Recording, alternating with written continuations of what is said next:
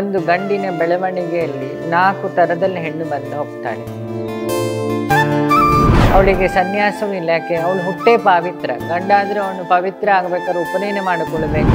ಯಾಕೆ? ಹೆಣ್ಣಿನ ಮಾತಿಗಷ್ಟು ತಾಕತ್ತು. ಅವಳು ಕಂಪ್ಯಾಷನ್. ತನ್ನ ಮಗನನ್ನು ಗಂಡನನ್ನು ಸರಿದಾರ್ಲಿಕ್ಕೆ ತರಲಿಕ್ಕಿರೋ ಮಾರ್ಗದರ್ಶಿ. ಒಂದು ಹೆಣ್ಣು ಗೊತ್ತಿಲ್ಲದೆ ಪ್ರತಿಜ್ಞೆ ಮಾಡಿದರೆ ಕುರುಕ್ಷೇತ್ರವೇ ಆಗುತ್ತೆ. ದ್ರೌಪದಿ. ಇವತ್ತು ಒಂದು ವಿಚಾರ, ಗುರುಗಳು ಯಾಕೆ ಯಾವಾಗಲೂ ಹೆಣ್ಣು ಮಕ್ಕಳಿಗೆ ಟಾಸ್ಕ್ ಹಾಕ್ತಾರೆ, ಗಂಡು ಮಕ್ಕಳಿಗೆ ಯಾಕೆ ಹೇಳಲ್ಲ? ಒಂದು ಸಣ್ಣ ರೀಸನ್ ಹೇಳ್ತೀನಿ. ನಮ್ಮ ಇಡೀ ಸೃಷ್ಟಿ ನಿಂತಿರೋದು ಹೆಣ್ಣಿಂದ. ಇಡೀ ಸೃಷ್ಟಿ ಏನಿದೆ ಶಕ್ತಿಯಿಂದ ನಿಂತಿರೋದು. ಎಕ್ಸಾಂಪಲ್ ಕೊಟ್ಟು ಬಿಡ್ತೀನಿ. ಭೂದೇವಿ, ಅವಳು ಹೆಣ್ಣು. ಶ್ರೀದೇವಿ, ಫಿನಾನ್ಷಿಯಲ್ ಮ್ಯಾನೇಜ್ಮೆಂಟ್, ಅವಳು ಹೆಣ್ಣು. ನಮ್ಮೆಲ್ಲ ನದಿಗಳ ಹೆಸರು ಹೆಣ್ಣು. ಗೋವು, ಅವಳನ್ನು ಗೋಮಾತಾ, ಮತ್ತು ಹೆಣ್ಣಿಂದನೇ ಅವಳನ್ನು ಗೌರವ ಕೊಡ್ತೀವಿ. ಹಾಗಾದರೆ ಈ ಜಗತ್ತು ಪುರುಷನ್ಗಿಂತ ಶಕ್ತಿಯ ತಾಕತ್ತು ಜಾಸ್ತಿ ಅಂತಾಯಿತು. ಹಾಗಾದರೆ ಜವಾಬ್ದಾರಿ ಯಾರಿಗೆ ಜಾಸ್ತಿ ಆಯಿತು? ಒಂದು ಮನೆಯಲ್ಲಿ ಮನೆ ಯಜಮಾನ 15 ದಿನ ಊರಿಗೆ ಹೋದರೆ ಮನೇಲಿ ಏನೂ ಚೇಂಜಸ್ ಆಗಲ್ಲ. ಆದರೆ ಮನೇಲಿರೋ ಅಮ್ಮ 3 ದಿನ ಅವ್ರ ತವರು ಮನೆಗೆ ಹೋಗಿ ಬಂದರೆ ಆ ಮನೆ ಪರಿಸ್ಥಿತಿ, ಮಕ್ಕಳ ಊಟ ವ್ಯವಸ್ಥೆ, ಇಡೀ ಮನೆ ಒಮ್ಮೆ ಅಲ್ಲೋಲ ಕಲ್ಲೋಲ ಆಗ್ತದೆ. ಸಣ್ಣ ಮನೆ ಎಕ್ಸಾಂಪಲ್. ಹಾಗಾದರೆ ಒಂದು ಗಂಡಿನ ಬೆಳವಣಿಗೆಯಲ್ಲಿ 4 ಥರದಲ್ಲಿ ಹೆಣ್ಣು ಬಂದು ಹೋಗ್ತಾಳೆ. ಮಗಳಾಗಿ, ಹೆಂಡತಿಯಾಗಿ, ತಾಯಿಯಾಗಿ, ಅಜ್ಜಿಯಾಗಿ, ಟೀಚರ್ ಆಗಿ. ಅಲ್ಲೂ ಒಂದು ಪುರುಷನ ವೃದ್ಧಿಗೆ ಅವಳು ಇಷ್ಟು ಕೆಲಸ ಮಾಡ್ಯಾಳೆ. ಹಾಗಾದರೆ ಆ ಹೆಣ್ಣುತನ ಅಷ್ಟು ಪವಿತ್ರ. ಅಗ್ನಿ ಇದ್ದ ಹಾಗೆ.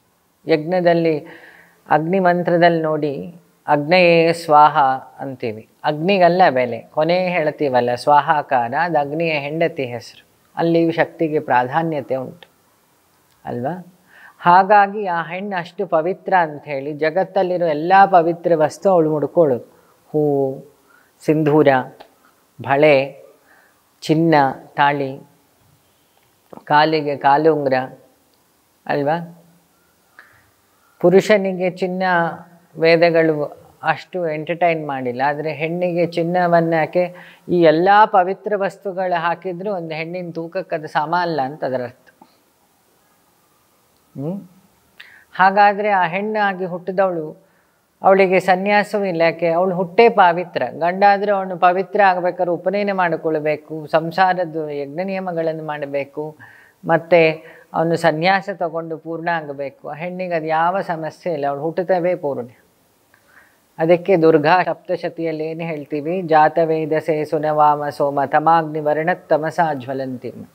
ನೀನು ಅಗ್ನಿವರ್ಣಗಳು, ಅಗ್ನಿವರ್ಣದವಳು, ತಮಸ್ಸು ಅನ್ನೋ ಗುಣವನ್ನು ನಾಶ ಮಾಡೋಳು ಅಲ್ವಾ? 10 ಜನ ಪಾಠ ಮಾಡಲಿ ಟೀಚರ್ಸು, ವರ್ಕ್ ಆಗೋದು ಹೆತ್ತು ತಾಯಿ ಪಾಠ ಮಾಡಿದ್ದೇ ಜಾಸ್ತಿ ಅಲ್ವಾ? ಒಂದು ಗಂಡು 3 ಜನರ ಮಾತು ಕೇಳ್ತಾನೆ. ತಾನು ಇಷ್ಟಪಟ್ಟ ಹುಡುಗಿ, ತಾನು ಮದುವೆ ಆದ ಹೆಂಡತಿ, ತನಗೆ ಪಾಠ ಮಾಡಿದ್ದು ಟೀಚರು, ಇನ್ನೊಂದು ತನಗೆ ಜನ್ಮ ಕೊಟ್ಟ ತಾಯಿ ಅಲ್ವಾ? ನೀವು ಯಾರೇ ತಗೊಂಡು ಹೋಗಿ ದೊಡ್ಡ ಸಾಧನೆ ಮಾಡಿದ್ದ ಹುಡುಗರನ್ನು ಪ್ರಶ್ನೆ ಕೇಳಿ, ನಿಮಗೊಂದು ಉತ್ತರ ಸಿಗ್ತದಲ್ಲಿ. ನನ್ನ ಪ್ರೈಮರಿ ಟೀಚರ್ ಇದ್ದರು ಅಲ್ವಾ? ನನ್ನ ಲೈಫಿನಲ್ಲಿ ಈ ಸರ್ವೀಸು ಈ ಮಟ್ಟಕ್ಕೆ ಬರಲಿಕ್ಕೆ ಕಾರಣ, ನಾನು ಓದ್ತಾ ಇದ್ದಾಗ ನನ್ನ ಸ್ಕೂಲಲ್ಲಿದ್ದ ಸುಮಾ ಮೇಡಮ್ಮು, ಆಮೇಲೆ ಸುಧಾ ಮೇಡಮ್ಮು, ಆಮೇಲೆ ಜಿಲ್ಲಿ ಟೀಚರು, ಜಾಸ್ತಿ ಟೀಚರ್ಗಳೇ ಇದ್ದಾರೆ. ಯಾಕೆ? ಹೆಣ್ಣಿನ ಮಾತಿಗಷ್ಟು ತಾಕತ್ತು. ಅವಳು ಕಂಪ್ಯಾಷನ್. ಹೆಣ್ಣಲ್ಲಿ ಕಾರುಣ್ಯ ಇರುತ್ತೆ.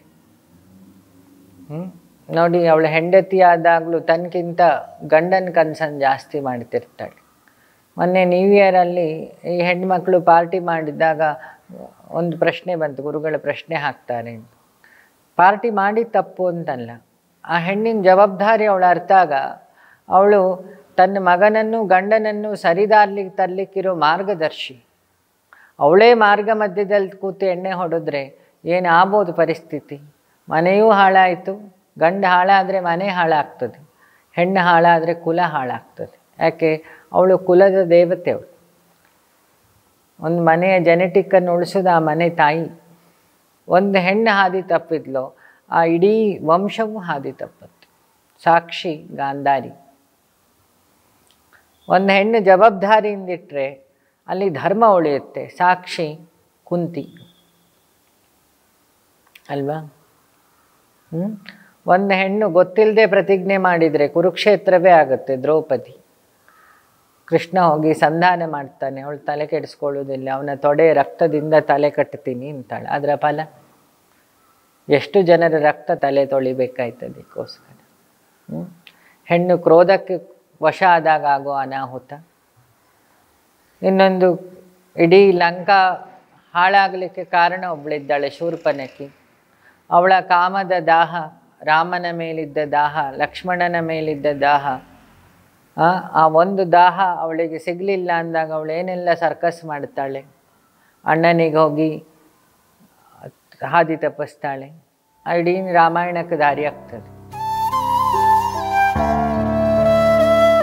ಒಬ್ಬ ಮನುಷ್ಯ ಮಾನಸಿಕವಾಗಿಯೂ ಬದುಕಿನಲ್ಲಿ ಹಣ್ಣಾದಾಗ ಅವನಲ್ಲಿ ಏನೆಲ್ಲ ಒಳ್ಳೆತನಗಳು ಕಾಣುತ್ತೆ ಅನ್ನೋದು ನಿಮ್ಮ ಅಜ್ಜಿ ಹತ್ರನೂ ಅಜ್ಜ ಹತ್ರನೂ, ಹಳ್ಳಿಲಿರೋ ವಾತಾವರಣದಲ್ಲಿರೋ ಅಜ್ಜ ಅಜ್ಜಿ ಹತ್ರ ನೀವು ಸ್ಪಷ್ಟ ನೋಡ್ಬೋದಿದೆ. ಅದಕ್ಕೆ ನಾವು ಹೇಳೋದು, ಅವರನ್ನು ವೃದ್ಧಾಶ್ರಮಕ್ಕೆ ಹಾಕಬೇಡಿ.